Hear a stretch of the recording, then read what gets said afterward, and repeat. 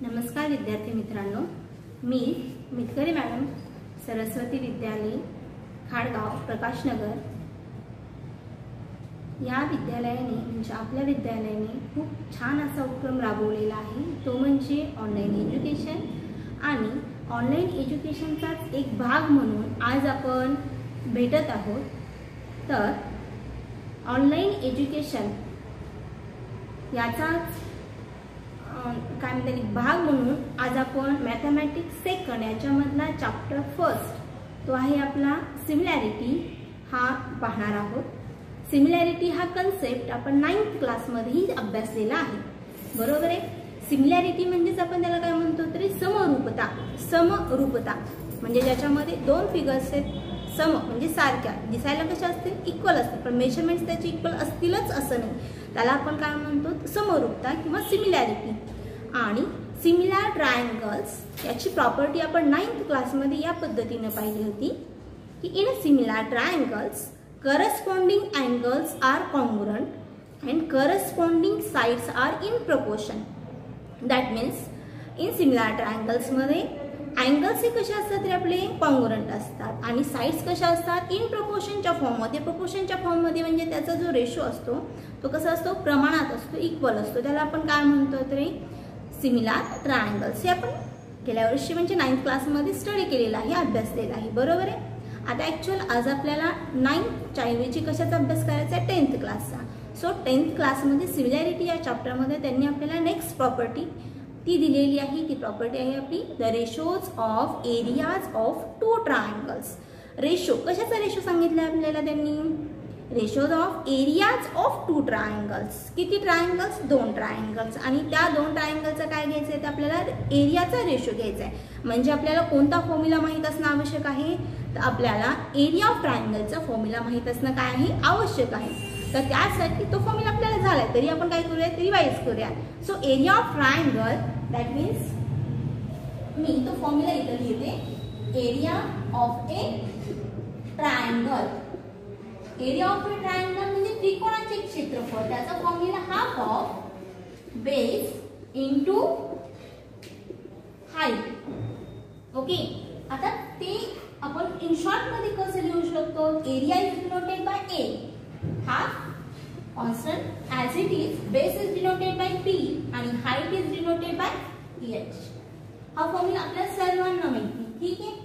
आता ऍक्च्युअल आपल्याला म्हणायचं आहे कुठं, प्रॉपर्टीकडे, ओके। आणि 10th क्लासमध्ये आपल्याला ऍक्च्युअल त्यांनी प्रॉपर्टी कशाबद्दल दिलेली आहे तर ती प्रॉपर्टी त्यांनी दिलेली आहे आणि महत्त्वाची आहे। ती प्रॉपर्टी आहे आपली द रेशो ऑफ, कशाचा ratio, the ratio of areas of किती ट्रायंगल्स, टू ट्रायंगल्स।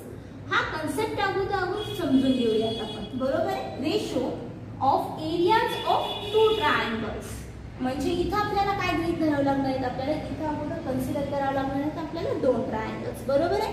मग त्यासाठी मी कन्स्ट्रक्शन करत असताना सुरुवातीला काय करते पहा, फर्स्ट ट्रायंगल आपण कन्सिडर करून घेतला, तो ट्रायंगल असेल आपला ए बी सी आणि ट्रायंगलचा एरिया म्हणजे इम्पॉर्टंट असेल आपली ती हाईट, ओके।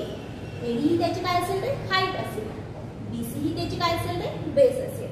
हा फर्स्ट ट्रायंगल आपण कन्सिडर केला, ॲज इट इज मी काय करते आता सेकंड ट्रायंगल कन्सिडर करते आणि तो सेकंड ट्रायंगल असेल आपला कोणता रे, P Q and R. So या ट्रायंगल मध्ये सुद्धा आपल्याला काय घ्यावं लागणार आहे, त्याची हाईट, आणि ती हाईट आपण काय लिहूया, पीएस, ओके। ही असेल या ट्रायंगलची हाईट आणि क्यू आर हा काय असेल त्याचा बेस असेल। पण तुमच्या सर्वांच्या लक्षात आलं असेल।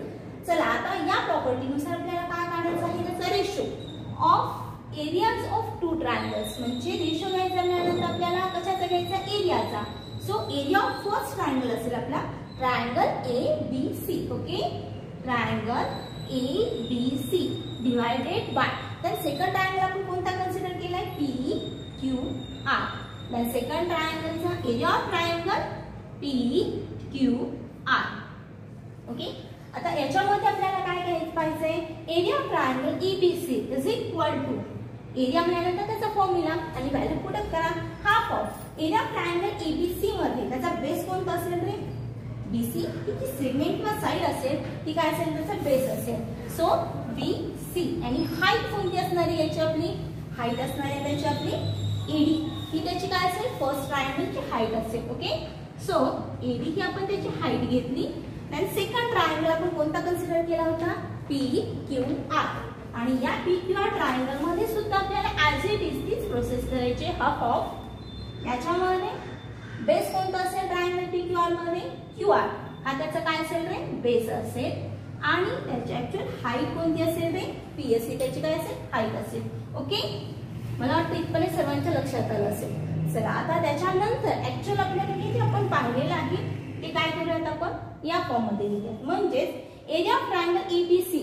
Area is denoted by A so first triangle is denoted by मी कशाने कन्सिडर केला A1 देन सेकंड ट्रायंगलचा एरिया मी कशाने डिनोटेड केला A2 is equal to half of value आपल्या काय झाल्या ते कॅन्सल झाल्या सो रिमेनिंग व्हॅल्यू काय राहतील फर्स्ट ट्रायंगलचा बेस BC तो मी काय कन्सिडर केला B1 okay into then first ट्रायंगलची हाईट कोणती असेल आपली ती एडी ती आपण काय कन्सिडर करूया H1 तर सेकंड ट्रायंगल मध्ये सुद्धा ऍज इट इज प्रोसेस आपण अप्लाय करूया second triangle PQR second triangle that means 2 आणि याच्यामध्ये सुद्धा बेस जो आहे कोणता QR सो B2 आणि त्याची हाईट म्हणजे जी PS आहे ती आपण सेकंड ट्रायंगल असल्यामुळे काय कन्सिडर करूया H2 आपण ह्या पद्धतीने घ्यायचं रिझन एवढंच आहे की ते आपल्याला थोडंसं समजायला काय जाईल ते थोडंसं सोपं जाईल ठीक आहे हे सर्वांच्या लक्षात आलेलं आहे काही कसं आलं ते हेच आपल्याला आता काय करायचं ही जी प्रॉपर्टी आहे ती आपल्याला इन वर्ड मध्ये पाहिजे आहे म्हणजेच ते आपण कसं सांगू शकतो तर पहा the ratio of areas of two triangle कशाचा रेशो काढला आपण area of two triangle okay is equal to हा कशा एवढा असतो रे is equal to the ratio of कशाचा रेशो एवढा असतो the product of their bases and corresponding heights okay इथपर्यंत तुमच्या लक्षात आलं म्हणजे याचा रेशो म्हणजे मराठीमध्ये ते आपण कसं सांगू शकतो की दोन त्रिकोणाच्या क्षेत्रफळाचे गुणोत्तर हे त्याच्या संगत पाया आणि संगत उंची याच्या गुणाकाराच्या कसं असतं गुणोत्तरा एवढं असतं ओके आता हे स्टेटमेंट जर तुमच्या लक्षात आलं असेल ते आपण काय करूया हे तुम्हाला समजावून म्हणून मी एकदा फक्त काय करते लिहून देते आणि या स्टेटमेंट वरती किंवा या प्रॉपर्टीज वरती आपल्याला सेकंड कंडिशन्स पाहायचे आहे चला आता याच्यामध्ये आपण जे पाहिले ते आणखी एकदा रिपीट करते म्हणजे तुमच्या थोडंसं आणखी लक्षात येईल द रेशो कशाचा रेशो पाहिला of ratio of areas of two कशाचा पाहिला आपण किती ट्रायंगलचा two triangles okay ratios of areas of to triangles first म्हणजे लेफ्ट साइड आपण लिहून काढली इज इक्वल टू कशा एवढा असतो इज इक्वल टू कशा एवढा असतो the ratio of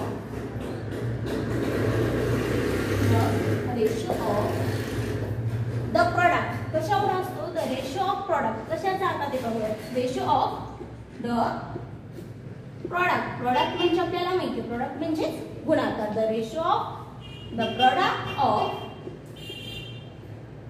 their bases and corresponding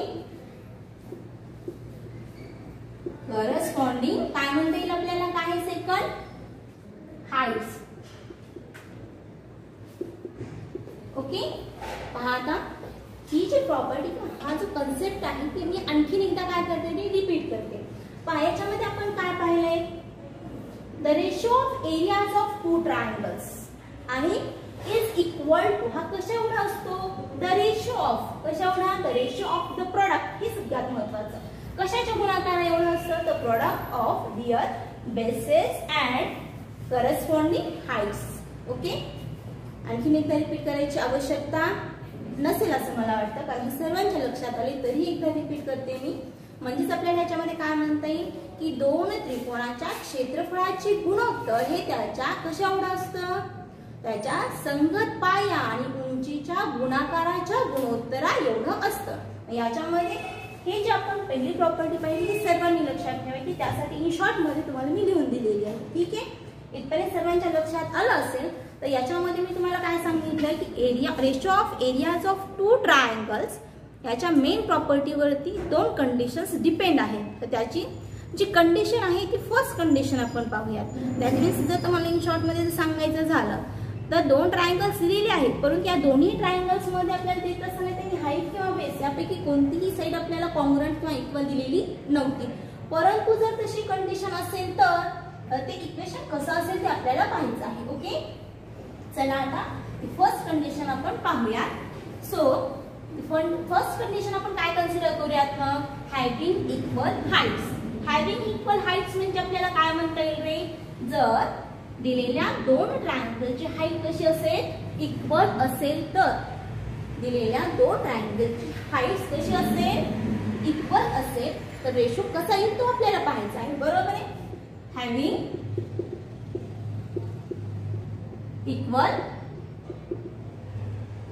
height. Okay, आता याच्यामध्ये इथेही आपण काय करूया, दिलेल्या दोन्ही ट्रायंगलची आपल्याला हाईट काय घ्यायची आहे, ते इक्वल घ्यायची आहे. ओके, चला मग इथेही आपण काय कन्सिडर करूया, दोन ट्रायंगल्स कन्सिडर करूया.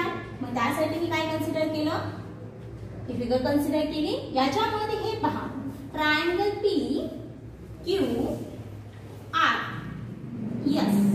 ओके, याच्यामध्ये मी डिवाइड केलं, म्हणजे याच्यामध्ये पुन्हा दोन ट्रायंगल्स दिसत आहेत आपल्याला. फर्स्ट ट्रायंगल असेल आपला पी एस क्यू आणि सेकंड ट्रायंगल असेल आपला P S R.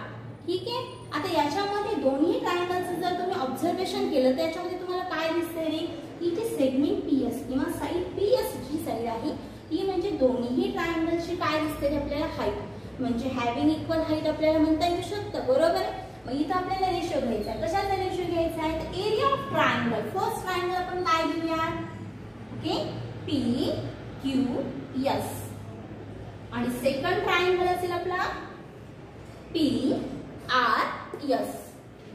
P R S is equal to, घ्या त्याच्यामध्ये P Q S half of, इथेही आता पहा पी क्यू एस, या ट्रायंगल मध्ये क्यू एस ही त्याची काय असणार आहे, ही जी साइड आहे ती म्हणजे त्या ट्रायंगलचा काय असणार आहे, बेस असणार आहे. आणि पी एस ही जी सेगमेंट आहे ती या ट्रायंगलची काय असणार आहे, हाईट असणार आहे. पर्यंत सर्वांच्या लक्षात आलं. So second triangle P R S, या ट्रायंगल मध्ये सुद्धा तुम्हाला काय दिसते पहा, एस आर ही जी सेगमेंट आहे ह्या ट्रायंगलची कशी आहे रे, म्हणजे त्याचं काय आहे तो बेस आहे आणि पी एस ही सेगमेंट म्हणजे ही जी साइड आहे याचं काय आहे रे, हाईट आहे. ओके, दॅट मीन्स इथं आपण काय सांगू शकतो की हाफ ऑफ व्हॅल्यू काय होतील आपल्या, जे कॅन्सल होतील. पीएस ही जी आपली कशी आहे इक्वल व्हॅल्यू आहे किंवा कॉमन व्हॅल्यू आहे, इक्वल हाईट आहे, ती काय झाली कॅन्सल झाली, म्हणजे रिमेनिंग व्हॅल्यू फक्त काय राहतील. आणि जसं आपण फर्स्ट कंडिशन मध्ये पाहिलेलं होतं तसंच first area divided by second area म्हणजे A1 upon A2 is equal to, इथं पहा आता फर्स्ट ट्रायंगलचा क्यूएस हा काय असेल तर बेस, म्हणजे फर्स्ट ट्रायंगलचा बेस म्हणजे आपण तो काय कन्सिडर करूया B1 आणि सेकंड ट्रायंगलचा बेस, सेकंड ट्रायंगल PRS याचा बेस म्हणजे काय असेल रे तो B2. जसं आपण फर्स्ट मेन प्रॉपर्टी पाहिली होती त्याचनुसार ही कंडिशन आपण पाहिलेली आहे आणि ही कंडिशन कशी आली की सर्वांच्या लक्षात आलं असेल. ठीक आहे, म्हणजे याच्यावरून सुद्धा आपण काय लिहू शकतो तर दोन ट्रायंगलचा रेशो हा कशा एवढा असतो तर पहा द रेशो ऑफ ही कंडिशन्स इथं आपण पाहिजे. सो द रेशो कशाचा रेशो पाहायचा आपल्याला, the ratio of areas of to triangles. किती ट्रायंगलचा आपण रेशो घेतलाय, दोन ट्रायंगलचा. द ratio of areas of two triangles with equal काय दिलेला आहे याच्यामध्ये equal height. Okay, with equal height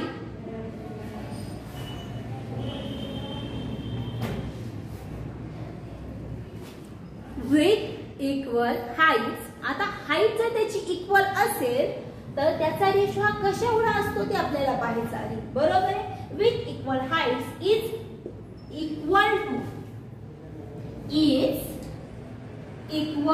to the ratio कसा असतो, रेशो ऑफ द करस्पॉन्डिंग कसा असणार आहे, हाईट आपली इक्वल आहे म्हणजे हाईट गेट कॅन्सल झाली म्हणजे कसा असणार आहे तो, देअर करस्पॉन्डिंग बेसेस. ओके, हे मात्र सर्वांनी लक्षात ठेवायचं आहे. इथं आपण हे स्टेटमेंट आणखी एकदा रिपीट करूया. याच्यामध्ये आपण काय पाहिलं होतं की जर दिलेल्या ट्रायंगलची हाईट कशी असेल, इक्वल असेल तर तो रेशो आपल्याला कसा मिळतो. तर हे पहा, आपण दोन्ही याच्यामध्ये ट्रायंगल्स मध्ये एरियाचा काय केला, फॉर्म्युला अप्लाय केला, व्हॅल्यू पुटअप केल्या, त्याच्यानुसार आपल्याला काय रेशो मिळाला, A1/A2 is equal to B1/B2. That means the ratio of areas of two triangles with equal heights. Height जर इक्वल असेल तर ही कशी असते, is equal to the ratios of their corresponding bases किंवा रेशोज ऑफ द बेसेस. इथपर्यंत सर्वांच्या लक्षात आले, ठीक आहे. आता याच्यामध्ये ह्याच्यानुसार तुम्हाला जर दिलेल्या दोन ट्रायंगलचे बेस जर इक्वल असेल तर रेशो कोणत्या फॉर्म मध्ये असेल हे लक्षात आलं असेल, ठीक आहे. फर्स्ट कंडिशन पाहिली, त्याच्यानुसार आपण आता सेकंड कंडिशन पाहूया. या सेकंड कंडिशन मध्ये आपल्याला काय पाहावं लागणार आहे हेही समजून घेऊया, ठीक आहे. आता याच्यामध्ये जर इक्वल हाईट झाल्यानंतर काय पाहूयात आपण, जर बेस इक्वल असेल तर ठीक आहे, इक्वल बेसेस. आता याच्यामध्ये बेस काय असेल तर इक्वल असेल तर आपण काय करू शकतो, मग त्यानुसार आपण काय करूया की मी कन्स्ट्रक्शन करते आणि त्याच्यामध्ये आपण या पद्धतीने दोन ट्रायंगल्स काढून घेऊया किंवा कन्स्ट्रक्ट करूया की दिलेल्या ह्या दोन्ही ट्रायंगलचा बेस हा कसा असणार आहे, कॉमन असेल किंवा इक्वल असेल, ठीक आहे.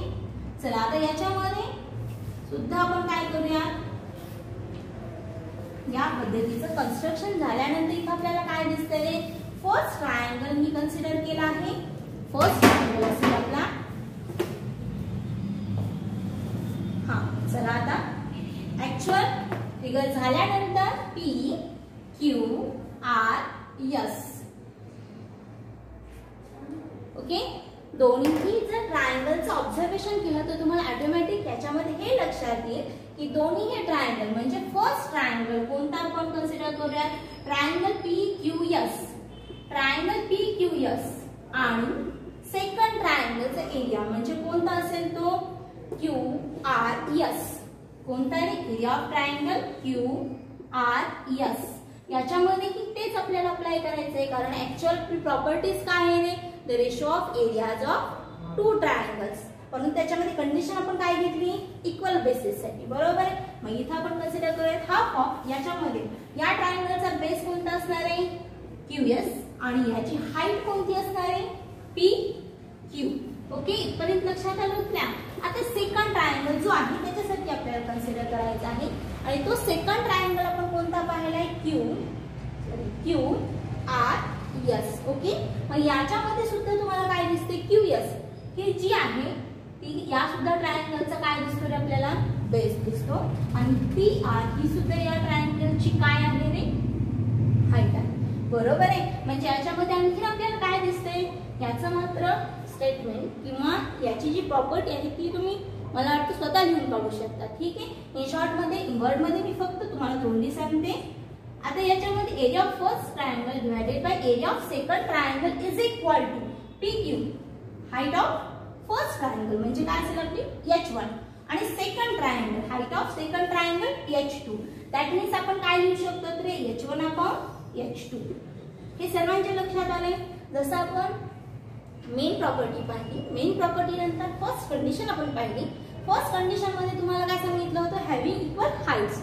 ॲज इट इज ज्यावेळेस आपण सेकंड कंडिशन पाहिली इक्वल बेसिस साठी, तिथं सुद्धा आपण काय सांगू शकतो, आपण घेत असतानाच आपण काय केलं तर ratio of areas of two triangle. ह्या पहिलं तर तुमचं वर्ड जे आहे ते कॉमनच राहणार आहे, बरोबर आहे. The ratio of areas of two triangles हा कशावर असतो, परंतु केव्हा, हॅव्हिंग इक्वल बेसिस म्हणा किंवा विथ इक्वल बेसिस म्हटलात तरी सुद्धा चालेल. With equal bases is equal to the ratio of their corresponding heights.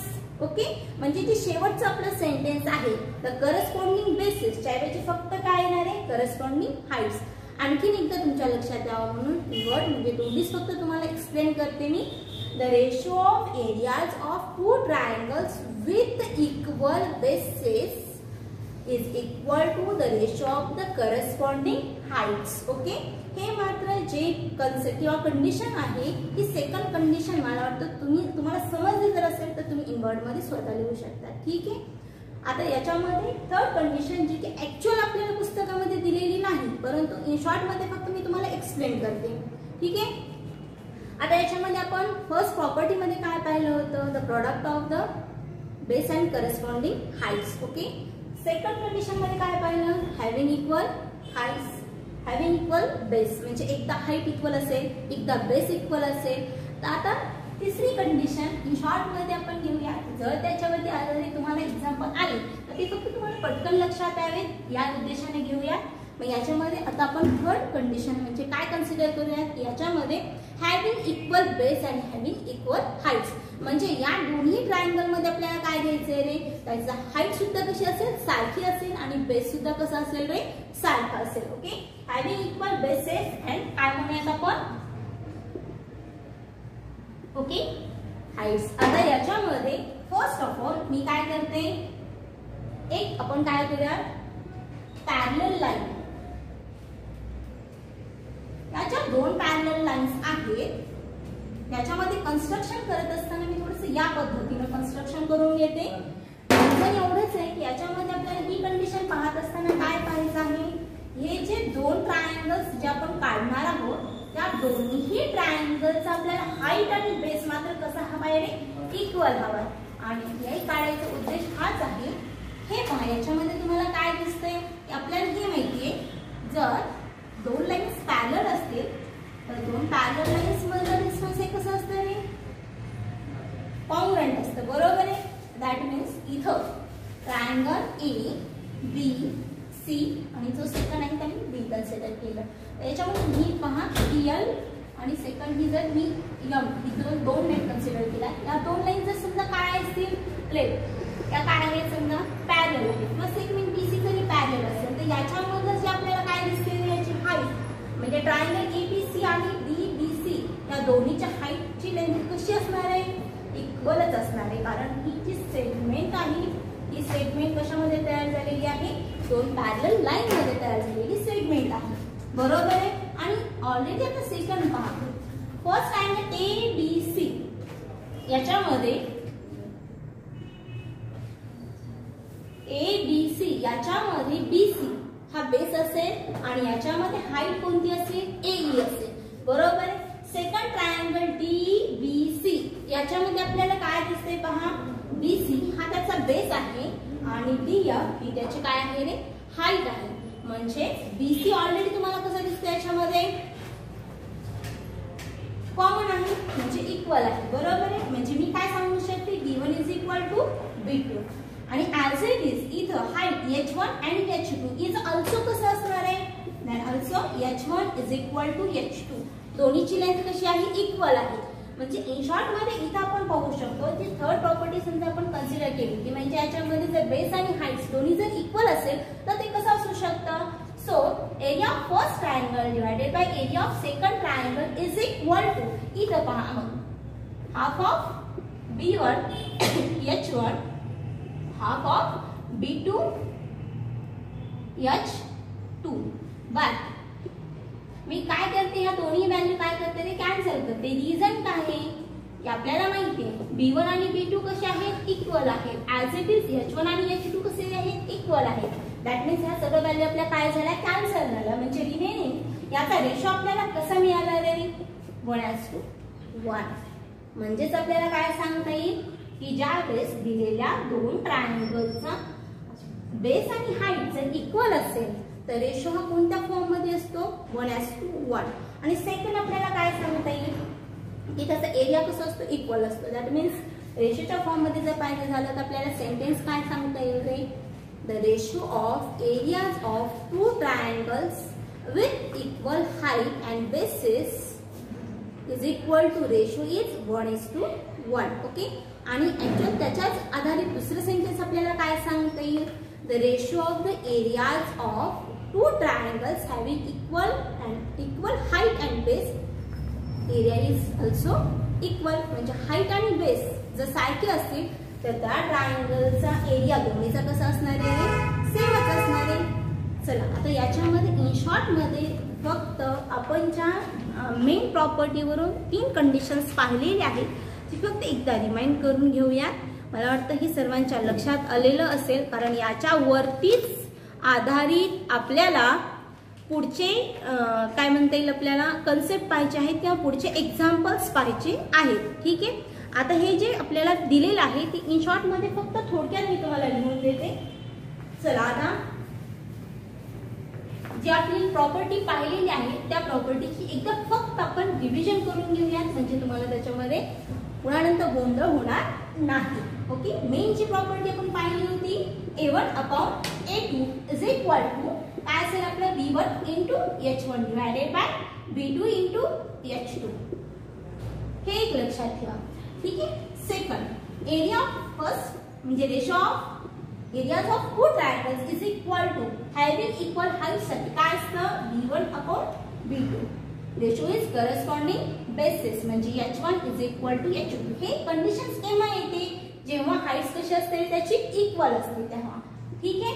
आणि आता याच्यामध्ये थर्ड हॅविंग कशासाठी पाहिलेलं आहे आपण, हॅविंग इक्वल हाईट साठी पाहिलेलं आहे. आता ह्याच्यामध्ये सेकंड ह्याच्यामध्ये काय पाहिजे आपल्याला, हॅविंग इक्वल बेसिस साठी म्हणजे रेशो कसा असेल H1 upon H2. That means he condition केव्हा आपल्याला फक्त अलाउड होते ज्यावेळेस त्या दोन्ही ट्रायंगलचा बेस कसा असतो रे, इक्वल असतो तेव्हा. हे सर्वांच्या लक्षात आलेलं आहे.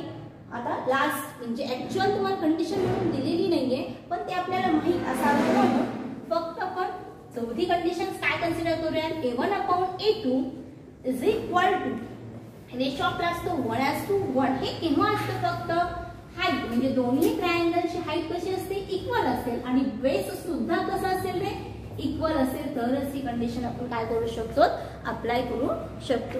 ठीक आहे, इथपर्यंत सर्वांच्या लक्षात आलेलं आहे.